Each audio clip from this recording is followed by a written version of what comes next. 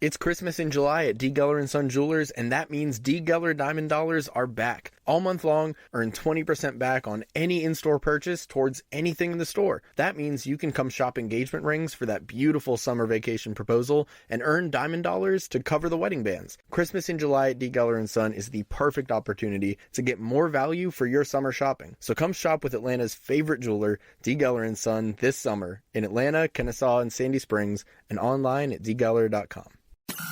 This is an Extra 106.3 podcast. To hear more live and local content like this, tune into 106.3 FM or download the Extra 106.3 app. Extra 106.3 and a Second Chance Bail Bonds are here to back your blue. Back Your Blue highlights special initiatives, criminal justice programs, and community events aimed at keeping our communities safer. Join a Second Chance Bail Bond CEO Daniel Matalon and host Tug Coward to learn some good news about and from the law enforcement and justice communities. Now it's time to Back Your Blue on Extra 106.3 FM and the Extra 106.3 app. This is Back Your Blue on Extra 106.3. My name is Tug Coward, along with Daniel Matalon. He is the CEO of a Second Chance Bail Bonds and Monitoring. And our guest today, Josh Fobes of SCRAM Systems. He's the Director of Sales there. And this is an important relationship because y'all work together on a Second Chance Monitoring. Yeah, no, great new partnership here recently. Okay. Yeah, and it's we're working on a lot of cool stuff together. So how did y'all meet? How did this relationship begin? It's somewhat of a small industry, and the longer you're in it, you meet a lot of the players that are involved. We actually met Daniel through a relationship with another national service provider of ours, JSG Monitoring out of Michigan. And we partnered together for the Fulton County RFP that was released last December, and that program kicked off back in April. RFP, y'all help me understand what that is. What's RFP? Request for proposal. Okay. So when taxpayer money goes towards a program, when it exceeds a certain dollar amount, it goes out through a competitively bid process, which was ultimately awarded to a Second Chance Monitoring. Okay, there you go. So it's a long process. Holy cow! It seems like it would be. Is it one of those where at the end of it you're like, shoo, I'm glad we got this. This is great. I'm never doing it again. Yeah, well, I fortunate for me, I didn't have to do a lot of the heavy lifting, okay. but Lindy on the other hand, she got a full ride on that one, coupled with working with SCRAM, and it's crazy how much goes into these proposals. I mean, it was 180 pages total that we submitted. That sounds like a term paper. It literally is. I mean, come on, it does. It sounds like something you would do in college, but they just give you work to do work. We want 180 pages, and you have to do it every time. You have to do it every time. Yeah, it's crazy to me, really. But what is that maybe process? They'll simplify that. Like how long is the process of getting one of these contracts? Not including just the well, Josh is involved in a lot more of these or has been involved in a lot more of these than I have. I would say this was probably six months plus process. Yeah, if not longer. Oh my goodness! And that's every time. Nearly every time. Yeah, for contracts like Fulton County, it's a pretty extensive vetting process that the counties go through to ensure that they get the right company for the job. Yeah, there you go. Josh, you've been with SCRAM for 15 years. You've grown up alongside this company wearing a whole lot of hats. Started in customer service as a customer service rep, progressed to data analyst, lead data analyst, and then customer service supervisor. In 2014, transitioned to sales and took an account manager position. Less than 2 years, moved to the role of regional sales manager for the Midwest region. In 2022, took over the director of sales. That is quite a process, man. That's only been 7 years. It looks like 7 years, and that's quite advancement in 7 years, man. How'd you do it? Well, I think it was 15 total. I've been in sales coming up on 10 years. Yeah, I moved from Colorado to Chicago to take a sales role, and was given an opportunity, and I don't know what to say. It worked out really well for me. Yeah, no doubt. That's what I'm saying. In a short amount of time, I mean, you've been with the company 15 years, but in a short amount of time, it looks like you've gone, right up the ladder of success.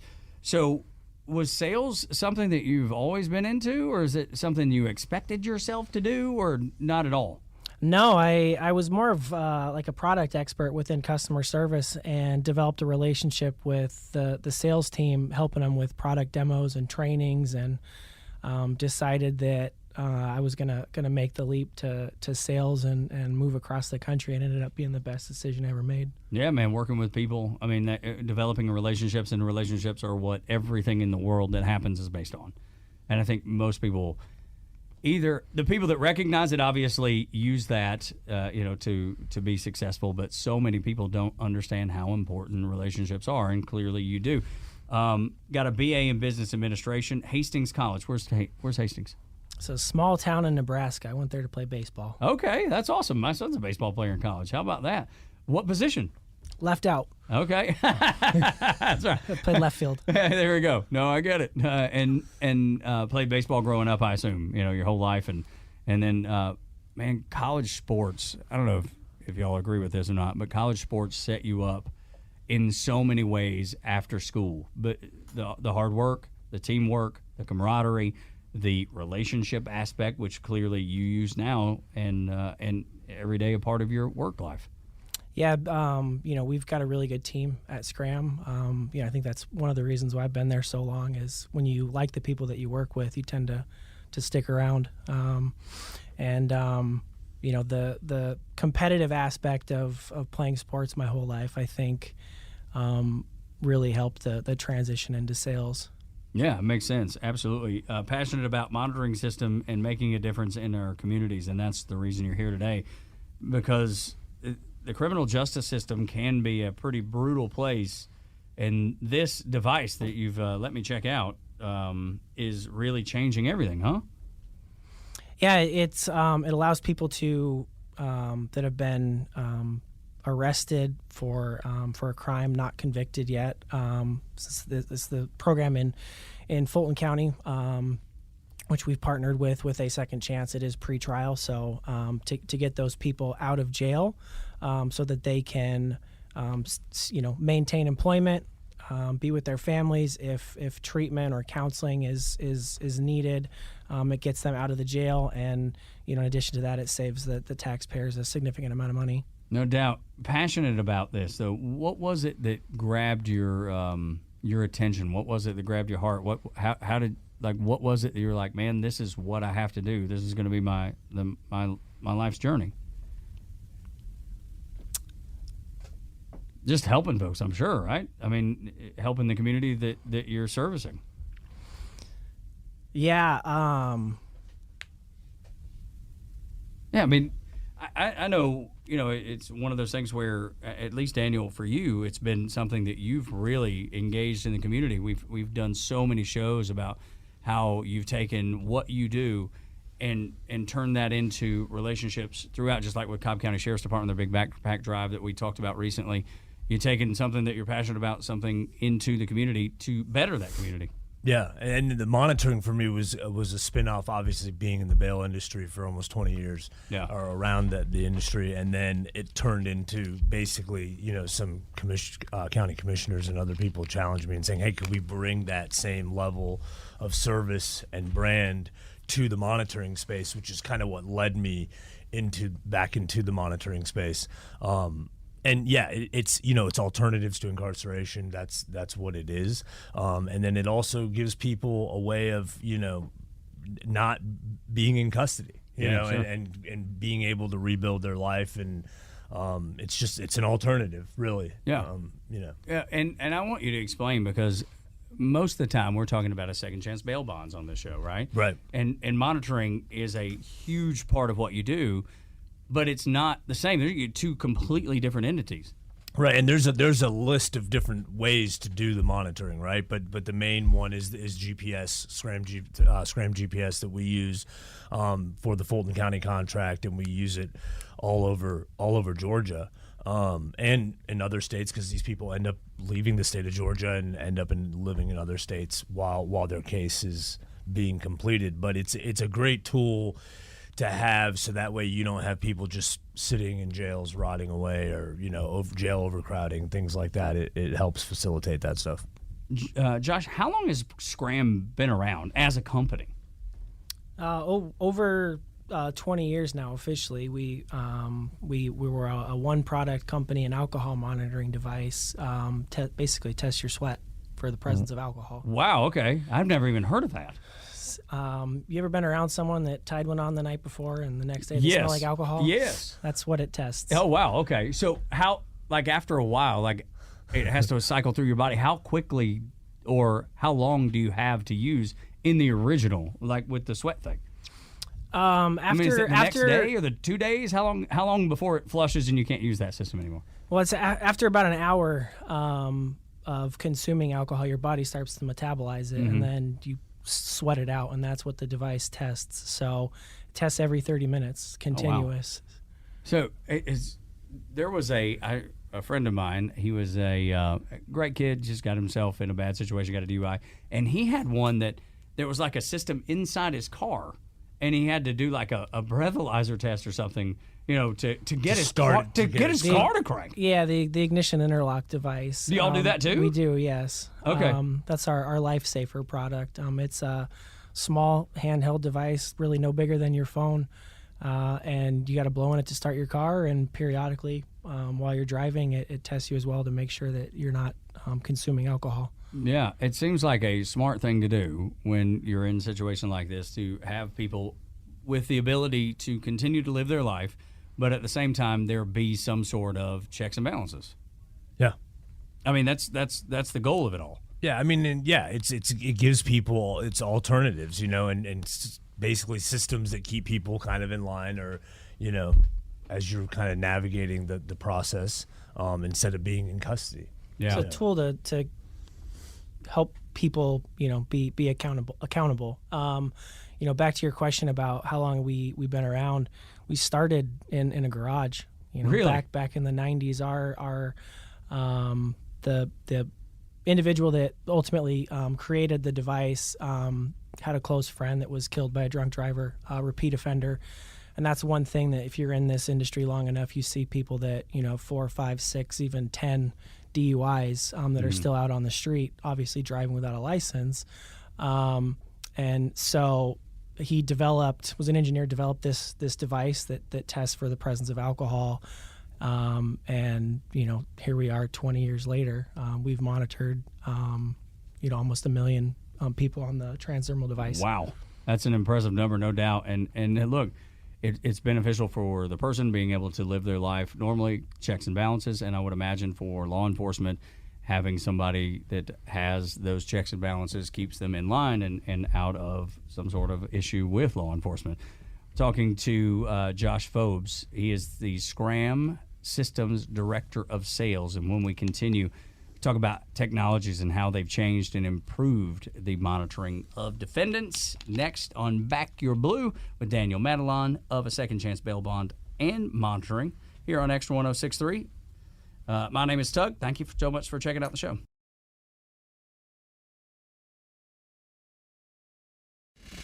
This is Back Your Blue, presented by A Second Chance Bail Bonds, live on Extra 106.3 FM and streaming for free anytime on the Extra 106.3 app. Welcome back to Back Your Blue with Daniel Madelon of A Second Chance Bail Bonds and Monitoring. Two different companies we've talked about a little bit today that I don't think many people knew, and just the different work that each one of your companies do. I mean, it's dynamically different. Yeah, and I mean, they do overlap. There's some overlap because normally, and not in every case, but in a lot of cases, the monitor is applied in conjunction with the bond, so the judge may set a bond at $10,000, but because due to the risk factor or whatever the nature of the case is, they may require GPS as well. So we're handling both sides of that process. So that's where they kind of do blend. Certainly a great asset to be able to provide services to municipalities throughout the metro and Metro Atlanta, because I know you work with so many of them. Josh, being the SCRAM systems director of sales, how do you think technology has changed the way and improved the way you keep up with folks that need that extra check and balance? I'd say it's continuing to evolve. It started with your traditional RF or radio frequency house arrest monitoring, which is you're either here, or you're not, and when they leave their home, you have no idea where they're at. So from there, it's evolved to active GPS tracking, which gives you real time data, so you know where individuals are at any given time. And with regards to alcohol monitoring, it started with your traditional breath testing, which is point in time testing, which I think is more of an IQ test than an alcohol test. If you're intoxicated, just don't blow into it. Yeah, right. Yeah, that's what lawyers tell me. So that's the truth. Yeah. So you've got the transdermal device that tests continuous around the clock, and then the GPS technology. We've also seen the addition of mobile applications for your lower risk participants. Not everybody needs an ankle monitor or a GPS device. In some instances, if you aren't properly matching the risk level with the participant, it can actually have more negative effects than positive, which is the ultimate goal, to rehabilitate these people. Make sure they show up at court and they don't reoffend through the process. From a law enforcement standpoint, with the prosecutor, public defender's office, et cetera, some of the mobile applications, you're able to do check-ins and communicate with them to make sure that, or not to make sure, but they're not having to actually, physically come in, so it makes things easier on the defendants or the individuals, and it saves time for the agency. And we all know time is money, and agencies are constantly being tasked with doing more work with less resources. So these advancements in technology can make their jobs a little bit easier. And I think with regards to law enforcement, I don't know if you want to talk about some of the stuff that we're working on with Atlanta Police Foundation for the GPS monitors, Daniel. Yeah, because because that was going to be my next thing. How has it changed, improved what you do on the monitoring side and on the bail bond side, for that matter? Yeah, well, I mean, look, it adds that extra level of accountability. But yeah, there's some new stuff that we're working on that hasn't been totally solidified yet, but that would be a game changer, right? So the needle keeps getting moved in that industry, and we're collaborating with a lot of really cool companies around the country and doing some stuff that we've never seen before that kind of elevates that technology in the monitor, in the EM space, which we'll hopefully be able to roll out here in short order. There you go. Yeah, what were you about to say? With the active GPS or like real-time data, there are, I guess you call it crime scene correlation. So if someone is suspected to be involved in a crime, you can actually cross-reference all of those location points to see if anyone was in the vicinity at that time. But on the other side of that, it could also be used to prove someone's innocence. If they're being accused of something, and they're on a monitor, you can determine that they weren't in the vicinity at that time. Yeah, so that definitely benefits law enforcement, knowing that somebody is or is not, and then, like you said, it actually helps somebody say, "Look, that wasn't me. This is not anything that I was involved in. I'm innocent of whatever you're thinking I've done, and I have proof of it through SCRAM." Correct. Yeah, man, that's a great way. It just seems like it would be. Depends on what side of the coin you're on. Okay, yeah, exactly. No, you're exactly right. But I mean, at the end of the day, we want the right thing to happen, right? We want the right bad guys locked up for doing the things that they've done, and somebody that maybe y'all are monitoring has not done anything. Right, the data doesn't lie, right? Yeah. So we, more or less what it is that's happening for whether good or bad, so. Yeah. What about having defendants back with their families? Why is that important? Why is that what? Important.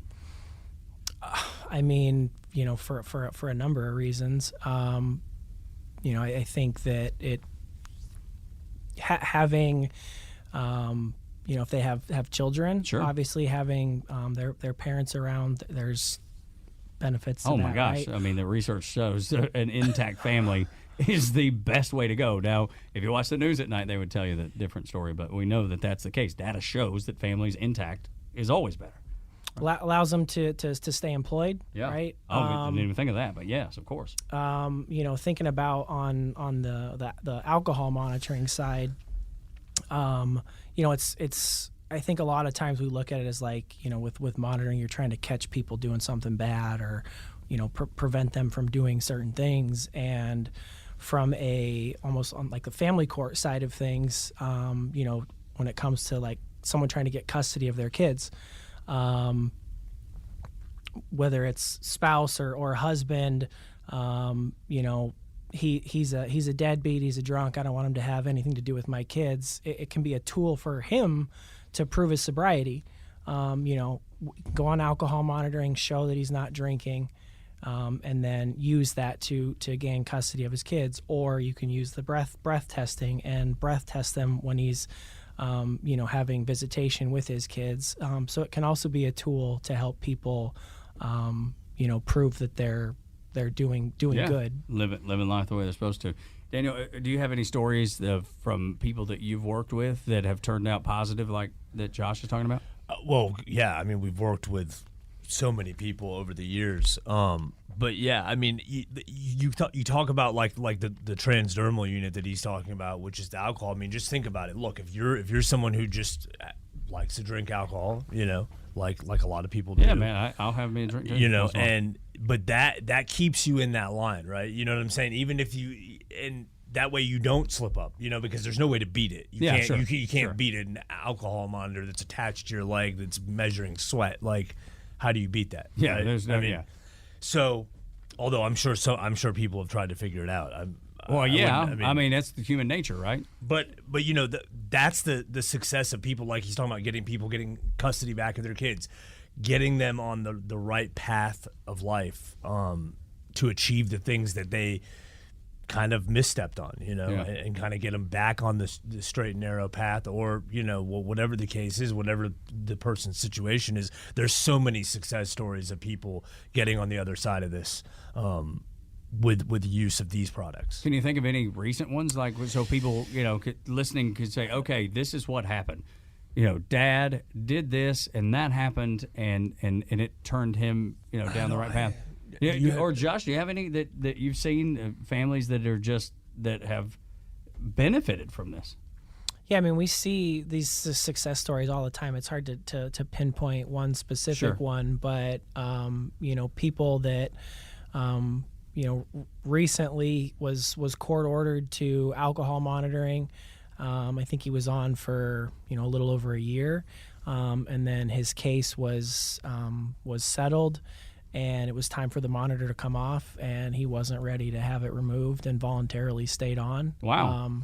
Because that's fantastic. Wanted that, constant reminder on his ankle that, I can't drink. And, we see when electronic monitoring is paired with things like treatment and counseling, it's a lot more successful. Yeah, that makes perfect sense. Well, because you want to change your thinking. So like something like that, when he's talking about the guy wanted to stay on. Yeah. I mean, with anything in life, if you're on a bad habit, it's changing your thinking, and this does that, right? Because it says it always is in the back of your mind. It's like, hey, if I try to do this, if I mess this up, then they're gonna know, and then so it really just kind of it's retraining the brain just on how to think. Really, it's like 21 days to start a habit, right? A healthy, good habit, right? And that seems to be, hey, man, how can I stay past the 21 days? How can I do even more and even better? I think it's fantastic. And really all you have to do is show up, right? I mean, that's it. You already have the device, and then now you show up, and the rest kind of, as life progresses, as the days go by, your thinking starts to change. And look, it's not bulletproof. It doesn't work for everybody. Perfect, I mean, right? Nothing's perfect, but if you use it the right way, it does. You have success. Yeah, it can be beneficial. Have you ever had to testify like in court or anybody that you've worked with, I can. You're shaking your head and almost laughing at me. I mean, I had no idea, but when you were talking about this, and I was like, I wonder if y'all are called to testify all the time. Yeah, I haven't testified in a number of years, but back when I was an account manager, I would testify for some of our customers. What do they call you in to do? What's that testimony like? Call you in to I mean, for GPS, we don't. I mean, we testify every now and then. It's not as frequent. More so on the alcohol side. It gets challenged by whether it's public defender or defense attorney. They want to contest to the science and technology behind the device. But we will go in and we'll speak to the data. Without getting super technical, I mean, multiple peer-reviewed studies and everything that validate the technology, but the human body can only absorb, metabolize, eliminate alcohol at a certain rate, and based off of testing that we've done, we know what is consumed alcohol versus environmental alcohol, like bug spray or something like that. Yeah. So we go in and speak to the data. We give the wearer, the defendant, every reasonable benefit of the doubt. But when we confirm something, we'll stand behind it and go testify. A lot of times, the defendant sees someone there from the manufacturer to testify to the data, and they plea and they admit. Oh wow, that's powerful. But yeah, it happens quite a bit. With some regularity, yeah. Well, and it's normally because someone's like not outside of the alcohol piece. It's testifying to the what the violations were. So if the person was on house arrest, it's like, well, then why are you like across the street or down the road at 1 o'clock in the morning, or you're supposed to only go from house arrest to your lawyer's office or to the doctor's office. So why are you hanging out at Joe's Bar and Grill?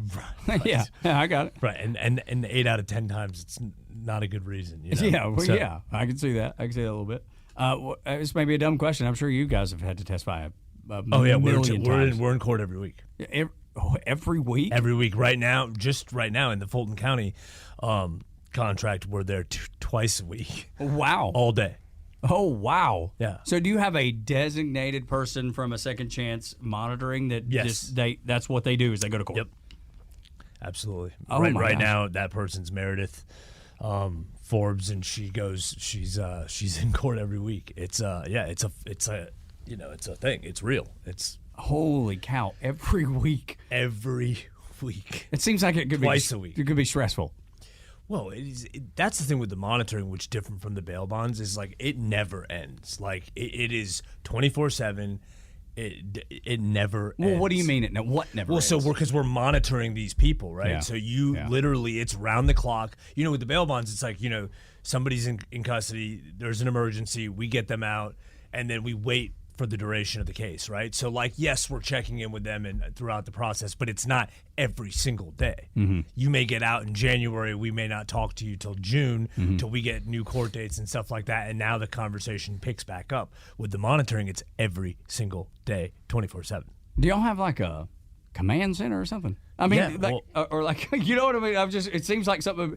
I always use this example. It seems like a movie, but it seems like you'd have a whole command and control, one for, I don't know, every single person that you're operating with. Like, walk me through what that looks like. Well, I mean, having good systems and good processes will help a lot of your headache. Which is working with SCRAM, right? Working with SCRAM and learning, their knowledge of the last 15 years of, the experience they have, and you kind of put together your own system and processes that work for you.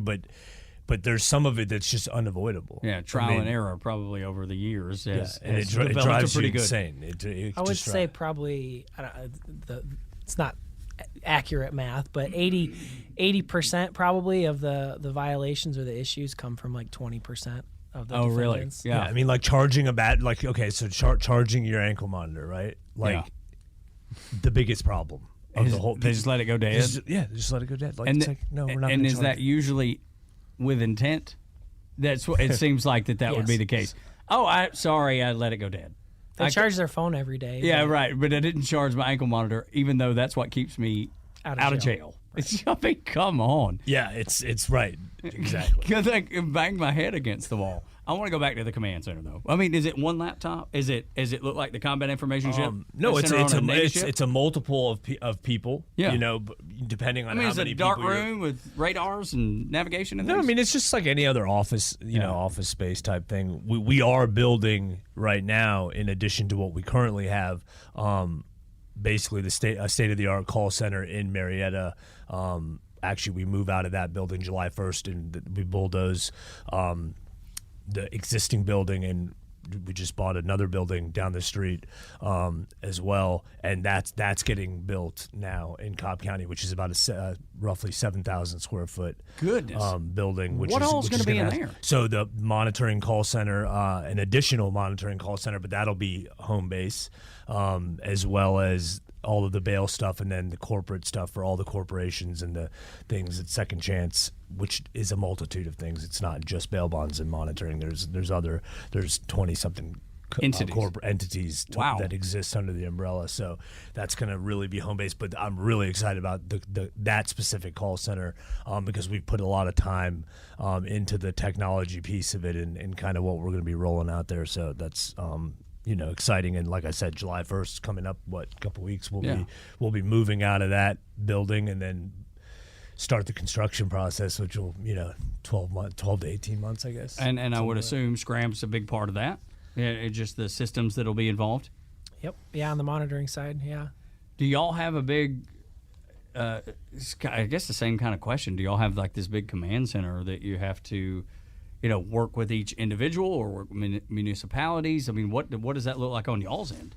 Yeah, our corporate office and manufacturing is in Littleton, Colorado, south of Denver. And our customer service monitoring center department is there. Every agency, every program is different. A Second Chance, they do their own monitoring. They have staff around the clock to provide those services. Other agencies that don't have those resources, and they would rather contract that out, we take that on and do that for them. Okay, all right. So let's talk about the larger ecosystem and how it all works together with monitoring technologies and programs that have been successful. Man, like that seems like an undertaking. Yeah, I mean, not all agencies monitoring programs are created equally. I would say that SCRAM's probably the best. Something tells me. I think so. Yeah, I'm sure. There's some good companies out there that sure. The devices do different things. Software does different things, but for the most part, they're very similar. We play a very small role in a much larger ecosystem. And the tools that we provide, I think they add a lot of value to those programs. But, the judges, your prosecutors, public defenders, the law enforcement, sheriff's department, police department, and then the monitoring companies, they play a much larger role in that. And if all of those entities aren't, on the same page and working together, it doesn't really matter what the monitoring pieces or tools do. We can tell you that someone's not charging their device or that someone's not where they're supposed to be, but when there's nobody being held accountable for that, the tools don't do what they're intended to do. Yeah, and I would imagine on the same kind of thing, but it's all relationship based. I would imagine the ecosystem for you, right? It's working just like that Josh was saying, working with the judge, working with the police departments, working with the device companies. Yeah, accountability courts, the gosh. judges, DA's office, solicitor, pretrial. I mean, it just, the list goes on and on. But, I enjoy, obviously, relationship building, and so we do a phenomenal job. Lindy Schmidt, who's the director of operations for A Second Chance Monitoring, she does all the heavy lifting for, and so I would be remiss if I did not mention her, because she is she's at the head of the ship on that, and I'm kind of just above on the big picture stuff. But yeah, it's been great success, and this our new partnership with SCRAM has started off great, and we're just working on a lot of cool stuff, and there's some really cool stuff happening in the background. Yeah, it sounds like it, man. With a new building, new technology, and then obviously SCRAM with all the technology that you guys already use, and then the partnership together. It just seems like good can come of this. There seems like a lot of opportunity to do a lot of good for communities, but also for individuals, municipalities. It just seems like a win for everybody. It's a great set of tools. That's all. I mean, it's literally a great set of tools for public safety. You know? Yeah. I mean, all types of positive things come out of it. Yeah, and that's, I mean, ultimately at the end of the day, that's what we all want, is a safe community. You know what I mean? Because like for you and I, we're not breaking the law. I want everybody to have a fair chance to be judged on the merits of whatever they've done or not done. And this seems like it kicks open the door for that opportunity, because I want people to have a fair chance, a fair opportunity. But then at the same time, if they are doing wrong, I want them to be held accountable. Yes. Josh, yes. That's exactly. And you're not seeing that anywhere, it seems like, these days. Y'all are the only people that are holding anybody accountable. It seems. And, when I get out on Georgia 400 and I'm worried about, my family or my son driving alone or whatever it is, y'all are the safety net that I feel like that the community needs. I mean, it's unbelievable. It really is. Okay, we will take a break. Talking with Josh Fobes of SCRAM Systems, and he is the Director of Sales there, and Daniel Madelon of A Second Chance Bail Bonds and A Second Chance Monitoring. We'll be right back on Extra 1063.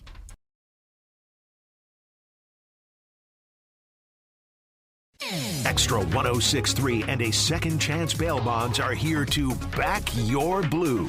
Now back to the show on Atlanta's only conservative news and talk station, Extra 1063. Back Your Blue with Daniel Madelon of A Second Chance Monitoring and A Second Chance Bail Bonds, and as well as Josh Fobes of SCRAM Systems. He's the Director of Sales there. There is a huge ecosystem that really has to be almost a domino effect to get everybody involved to make sure these monitoring systems work. Am I right about that? Yes, you are. What is that system look like? How does it look? Where does the domino start and where does it end? Well, it starts when someone's they're arrested, and then they see a judge, and if the judge determines that they're eligible for release, they go on a monitor. Like nonviolent, I would assume. Yeah. So every agency is different, but there's typically a risk assessment tool that's in place to determine their eligibility for release and whatever restrictions are going to be placed on them when they're released. They go on the monitor, and they if no news is good news. The ultimate goal is to get them back to court. But if there are any issues, they violate, and the monitoring company is notifying the court, and they're not doing anything with those violations. Sometimes courts are severely overworked. When you've got public defenders or prosecutors that have 150 cases, people kind of get lost in the shuffle. Sure. And when there's no accountability, that's when these programs don't work, or they're not successful. Yeah, and then on your side, I would imagine, it's all relational, back to connecting the dots for people and making this work. And well, I think it's also what the expectation is of the agency, right? Yeah. So, like, what's the expectation of the judge? What's the expectation of the pretrial program?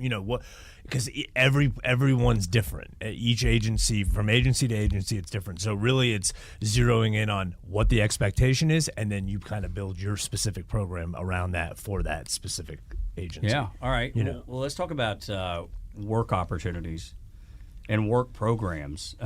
Is that something that y'all see? Is that something that you participate in or you'd like to see? It's something that I wish that we saw more of. Employment opportunities, counseling, treatment. people that are caught up in the system, they need those opportunities to help reintegrate them into society and keep them from reoffending. I don't know what specifically, Daniel, you're doing here in Atlanta to help people find employment. We have a couple agencies that we refer people to that obviously once you have pending charges or you've been previously convicted, clearly that list, your job opportunity list, just shrunk tremendously. So we have a couple agencies that specialize solely in that arena. Mm-hmm. So we try to get as many people, but I agree with Josh. There should be more of that out there to kind of help these people, because there's nothing more frustrating than not being able to get a job. You can't take care of your family, then you can't live, and then the kind of cycle just continues, right? Yeah, so that's the whole purpose, to break that cycle. Yeah, no doubt. And you're out. You have this ability to do and function normally, and that's the beauty of the monitoring, right? And then to get a job seems like it would be challenging, but that's why it's good for those, like you said, the agencies that you work with, helping people do that. But on top of that, we talked about Cobb County was in with us a couple of weeks ago. They're doing marvelous work. Oh yeah, those programs, they need to be replicated, right? And they replicate it, and also just like I think it was through Cobb Works program that they were doing. So if you were in custody, you did it through the sheriff's department, and then afterwards through Cobb Works program. Yeah. But having those opportunities once they're out, right? Because some of these people are not going to just stay in custody. So it's being able to work on those programs outside of there and basically directing these people, because the trades, I think that the trade programs are probably those are unbelievable. just lights out. Yeah, it's awesome. We had, they talked about it when it was Construction. the sergeant that was in with us from Cobb County. He talked about a guy that went from incarceration to make $100,000 a year. Yep, $100K a year. That is literally overnight. That's unbelievable. Yeah. That is unbelievable. It really is. I'd never seen one of these before. I didn't even know what they look like. I had no, and you listening don't know what I'm holding up. It is one of the monitoring things. And I even asked Josh, I was like, does this go in your arm? What does this do? And he corrected me and said, no, it goes on your ankle. But I'd never seen one of these before. I don't think most people have seen one of these before. Can you, it looks like a huge watch. Look at here. That's what it looked like to me when I first saw it. But this has changed a lot of people's world, I would imagine. Yeah, for some people, it can help create some structure, that they've give never them freedom. had. Yeah, definitely it gets them out of jail. If they're on curfew restrictions, it makes sure they're at home. They're with their families. They're not out with doing things they're not supposed to, or being with co-defendants or people that they're not supposed to be, and creating that structure, whether it's going to treatment or counseling, work, being with their family, it helps them better their situation. Is this the one y'all use? This one right here? Yeah. Yeah, this is the guy. All right. That's the one. You started a whole company around this very thing, right? Yeah, who would have thought? Yeah, and it's amazing. The work that's being done is pretty impressive. And you got another example over there? What's this one? It's the alcohol device. This is one that measures the sweat? Holy cow. Yeah, for people listening, it looks like a the Navy SEAL watches? You ever seen those? They're just gigantic. Yeah, that's what it kind of reminds me of, like one of those. But like the dive watches. Yes, that's what it reminds me, because it's so big. But unbelievable, the technology. And is it changing and still growing? And I would imagine getting better and better and better. Yeah, it is. It's continuing to evolve. We've got some new hardware that'll be coming out later this year. As well as a new alcohol device into this year, early next year as well, that'll have alcohol as well as GPS. There you go, GPS, man. That stuff right there. Dangerous. I'm not giving it to my insurance company, because they will change my rate because I drive. They will. Like a bat out of 80s. I kid. I was just kidding about that. I drive very, very properly. Never go above the speed limit, and I'm always yielding the right of way. So that's just the way I live my life, you know, because I never want to have one of these on right here. You do not want to have one of those on. But if I got in that situation, it would be good to be able to have a little freedom. We can take care of you, Tubby. Yes, well, thank goodness somebody can, because Get an Uber. yeah, that's right. Seems like it. What is it like? What would this set you back? But is it $10,000 for, like, let's say it's a DUI? Is it $10,000 is the number I always hear? Is that right? I would say that's pretty accurate. And then insurance, lawyer, and then they're going to they're probably going to give me something like this, right? So that's I don't want to do any of that. I'm just gonna. we use that for a lot of DUI cases, criminal defense with the criminal defense lawyers and stuff, and it's almost like a DUI package, I guess you could say. and you've won the DUI package. It's being proactive. Like it's a game show. Well, yeah, but it's being proactive on the front side, right? So before you're even going to go to court, you can show, hey, for the last 2 months, I'm already working on myself, working on my situation, and it probably will go well for you in court. A plea bargaining tool, as well as a way to maintain your license. It's all good things right there. If you find yourself in that situation, reach out to a Second Chance Bail Bonds and a Second Chance Monitoring. Daniel is running both of those, and he's the reason we do this show, Back Your Blue. Josh Fobes from SCRAM Systems, Director of Sales. Thanks so much, man. Thanks for having me. Another episode of Back Your Blue on Extra 106.3. This is an Extra 106.3 podcast. To hear more live and local content like this, tune into 106.3 FM or download the Extra 106.3 app. This morning in North Carolina, wheels are spinning. Determination is winning. A passion is now a thriving business, and it shows no signs of slowing down. How? The power of a conversation, like the one Clint Spiegel had with First Horizon Bank about starting a bike wheel manufacturing facility in Asheville. Now it's not just talk, it's rubber meets road. First Horizon Bank. Let's find a way. Go to firsthorizon.com/Clint. First Horizon Bank, member FDIC. It's Christmas in July at D. Geller & Son Jewelers, and that means D. Geller Diamond Dollars are back. All month long, earn 20% back on any in-store purchase towards anything in the store. That means you can come shop engagement rings for that beautiful summer vacation proposal and earn Diamond Dollars to cover the wedding bands. Christmas in July at D. Geller & Son is the perfect opportunity to get more value for your summer shopping. So come shop with Atlanta's favorite jeweler, D. Geller & Son, this summer in Atlanta, Kennesaw, and Sandy Springs, and online at dgeller.com. Hi, I'm Mark Beckham with Atlanta Ramjack. We specialize in only foundation repair. What is foundation repair? Foundations sink or settle. These issues need to be addressed. It only becomes more costly the longer you put it off. What is the biggest cause of foundation problem? Either poor construction, inferior site preparation, or weather. Drought causes cracks in your foundations. If you see any signs of foundation issues, please contact us at atlantaramjack.com.